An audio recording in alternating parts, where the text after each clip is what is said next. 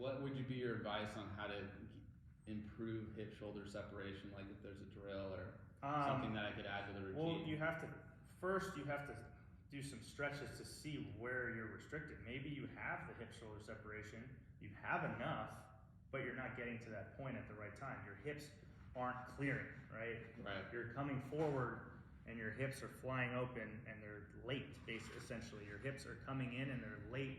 They're rotating with, the lower half is rotating with the upper half. Yeah. So what needs to happen is your hips need to clear and it needs to come through right. and come back, and you need to get that stretch from that hip to the shoulder.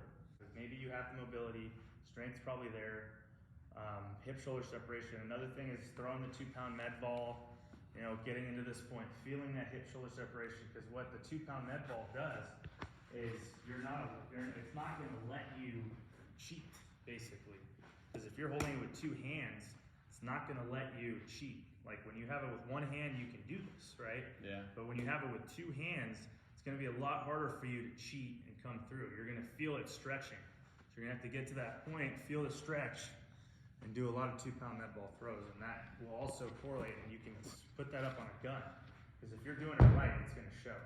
If you're throwing that thing 45 miles per hour, 50 miles per hour correctly, you should be able to throw in the 90s. But if you're throwing at 30, 35, it's probably, even if you threw at 36, 37, you're probably throwing in the 80s. Yeah. But I'm not saying throw it with 1 hand. I'm saying actually feel that hip shoulder and that back leg needs to come up through. And like you kind of got to hit a spot too, right? Is there a spot I'm trying to hit on the wall, like right in front, straight? See, I'm like. But you're like this. I can't get. Yeah. Okay. You're always like this. You need to be here.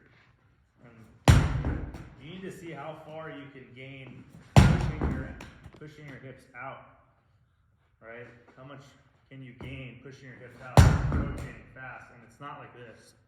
Like you need to, those hips come through. Let's see. Your hips need to come through, right? Boom. Like that leg needs to come up, right? So we're here. Oh. So that's going to be huge. And then this will also, you can, like when I'm not throwing, I just do this because this mimics the pitching motion. You can do this on a slope, on a mound, different drills. Already get into this point.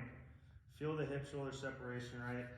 Right here, leg back, couple steps. Let the leg come through. And then you can get it on a radar gun. And typically you want to be in the 40s. You want to be throwing 42, 45. I mean, Aroldis Chapman probably would throw this thing close to 50 miles an hour.